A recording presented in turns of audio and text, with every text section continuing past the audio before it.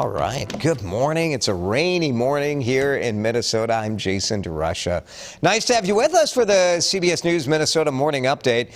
Do you want to take a look out the next weather window? Oh, yeah. That's a live look. And there's someone crossing the street with an umbrella. That's how you know it's raining. A lot of TV stations would give you like a radar or something goofy like that. Who needs it? Look out your window. Look at this beautiful animation. Yep.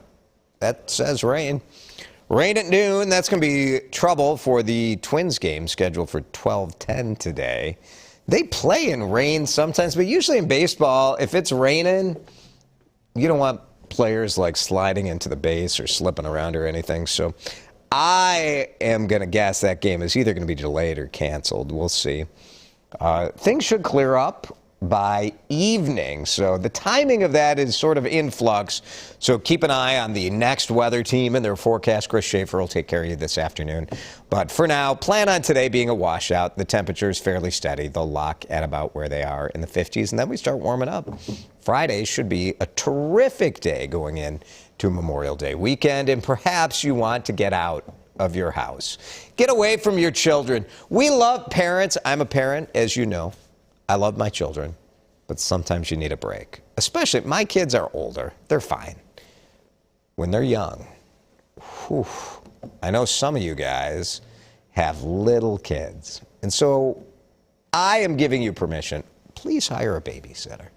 Don't listen to kind of the spaz parents who are like, I only will have, only have a family member, because no one can watch Precious. Anyone can watch Precious, okay? It's going to be fine. There's a website where rich people go to book babysitters. It's called Urban Sitter, and they track the going rates nationwide. And so from 2019 to 2021, our average here in Minneapolis, according to this website, was just about $14 an hour for one child. But this year it jumped more than $3. It's up to $18.51, and nearly $20 an hour for two kids. Now, for good question, Jeff Wagner talked to a bunch of parents, and most said they hope to pay about $15 an hour. It depends. Like if it's Friday night, hard to get a sitter, whatever, maybe you pay more. If you're hiring the teacher at daycare or your nanny, maybe you pay a little more than you would pay a high school kid or a middle school kid. But we're wondering, how much do you pay the babysitter? How much did you pay a babysitter? When you were a babysitter, what did you make? I was a babysitter as a kid. I'll let you know how much big cash money I made. And we'll talk about what, the last time I hired a babysitter was probably 6 years ago. So we'll talk about that in just a minute. Leave your comments on Facebook. We'll read through some of them in just a minute. We're continuing to follow this just horrendous school shooting from Texas. So many kids, and we have some new information. This happened at an elementary school in Uvalde, Texas, which is about 85 miles to the west of San Antonio. And we know that 21 people in all, the current count of people who were killed, 19 of them were children. So this 18-year-old walks into the elementary school and just starts shooting. Law enforcement, a responding officer, killed him. This is heartbreaking, watching the hearses pull up at the school to take those little bodies out of there. And just within the last half hour, a public safety official in Texas has shared that all of those killed were in one classroom. Infuriating. Really, it's heartbreaking and infuriating. Deadliest school shooting in the U.S. since a gunman killed 20 children, 6 adults at Sandy Hook Elementary in Newtown, Connecticut in 2012. One of the first stories I covered here was the school shooting at Rocori High School in 2003 and how shocking that was. And then a couple years later, we went to Red Lake, which is one of the deadliest school shootings up on the reservation, one of the deadliest school shootings in this country. And since those years, you look at Columbine, and we talk about the Columbine generation, a generation of kids who were raised with the possibility that a school shooting could happen. But those Columbine kids are 40. They're 40. The kids who survived Sandy Hook are 15, 16, who survived really the youngest grades where most of the deaths happened. They're learning to drive. So I don't know. So here we are again. We are also today keeping a close eye on the way the community commemorates the 2-year point since the murder of George Floyd. George Floyd killed on May 25th, 2020, after now former Minneapolis police officer Derek Chauvin used his knee on Floyd's neck, pinning George Floyd to the ground. President Joe Biden expected to sign an executive order on federal policing today. So you may remember that Congress took up the George Floyd Policing Act last year and didn't pass it. So the order includes all sorts of provisions that were in that bill. So there will be a database of officers fired for misconduct. This has been an issue where officers get fired and then they go to another state and get a job somewhere else. It'll ban chokeholds, include a restriction on no-knock warrants, and then federal officers will have anti-bias training as well. So U.S. Marshals, FBI, all of that sort of thing. Locally, a rally outside the governor's mansion from 5 to 7 tonight. And then at George Floyd Square, there will be a commemorative street sign unveiled at 38th in Chicago at 7 tonight. And then a candlelight vigil at 8. We don't know who won the Republican primary race in Minnesota's 1st congressional district. But if these vote totals hold, Brad Finstad's going to be the winner. 100% of the vote in. AP is who calls these. And as a news organization, you canvass, you do your best, but with only a 389 vote lead, Brad Finstad over Jeremy Munson, if I were the AP, I wouldn't be calling this race. I will let the local and county county canvassing officials certify their results, and then we'll know who won. There may be a recount. Jennifer Carnahan,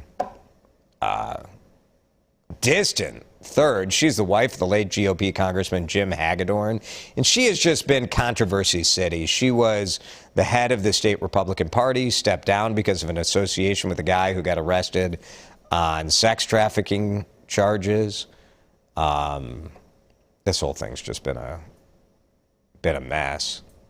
So we'll see who ends up winning. And then will these people run again? We'll see, because this is a special primary. Here's the DFL candidate in this special election, Jeff Ettinger. He was the former CEO of Hormel. So whoever wins the election, the special election in August, will serve the remainder of the term.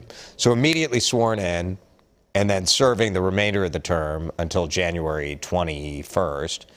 And then there will be another election in November to see who takes the position starting in January for 2 years. So kind of weird, but we'll see probably all of these candidates running in another election in a couple of months. So August 9th is when the special election to fill the remainder of the term will happen. I hope that makes sense. If you ever need a hint that a holiday weekend is approaching, just look out your window when you pass a gas station, because prices always go up. They always do before Memorial Day weekend. This weekend, people travel, and it kicks off the summer travel season. And so we saw another jump in prices overnight. In Minnesota, the average went up another 4 cents. So if you see unleaded for $4.19, that's about the average. So, if you see it for less, gas up. If you're heading north, Duluth is $4.22. If you go to Wisconsin, taxes are different. $4.33 is what they're paying. Let's talk mosquitoes. It's not quite mosquito season yet, but Metropolitan Mosquito Control, after their first count of the year, said we're close. Found lots of mosquito larvae in ponds and wetlands. But the adult mosquito numbers are still pretty low, so you can go out there and be all right. Black flies are coming out. Those things, they suck, don't they, those black flies? They'll come right on your neck and bite you, and it hurts. And then ticks are out there, too. Again, I will express my disappointment that we have a story that features ticks, and we did not play my favorite tick-related song, Brad Paisley's Ticks. It's a love story. It's a love story, Brad Paisley's Ticks. It's about checking your lady for ticks. I tried that line on my wife once, and it did not go well. It did not. I'd like to check you for ticks. And she had me sleep on the couch again. It's fine.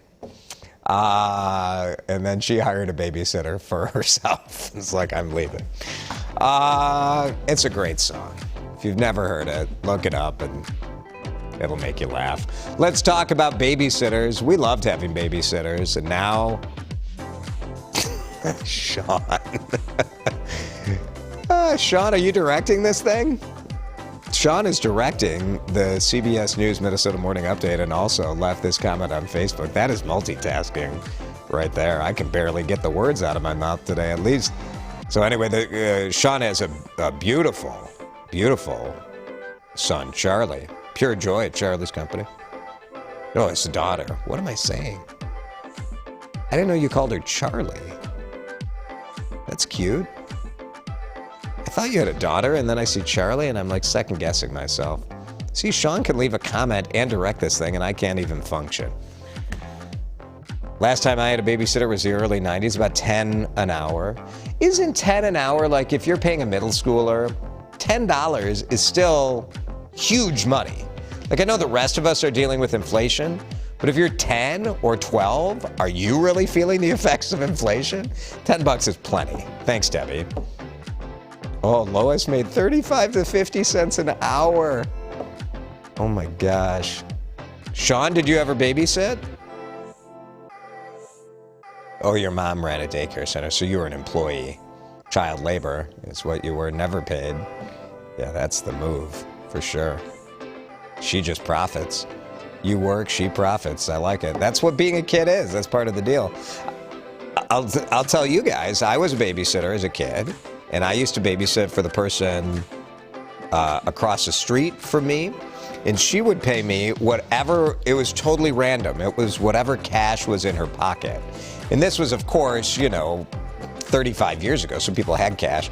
But some days it would be like this. Here's 50 cents. It'd be like I was here for 3 hours. And other days you'd have like $20 and you were there for an hour. It's kind of a crazy deal, but there it is.